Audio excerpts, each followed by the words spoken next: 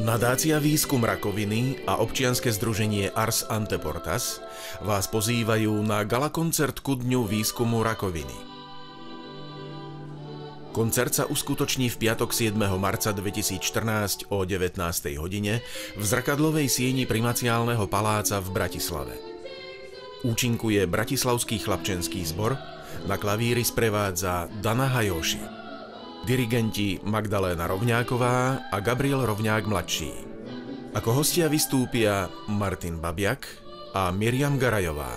Koncert sa koná pod záštitou primátora hlavného mesta Slovenskej republiky Bratislavy Milana Vtáčnika.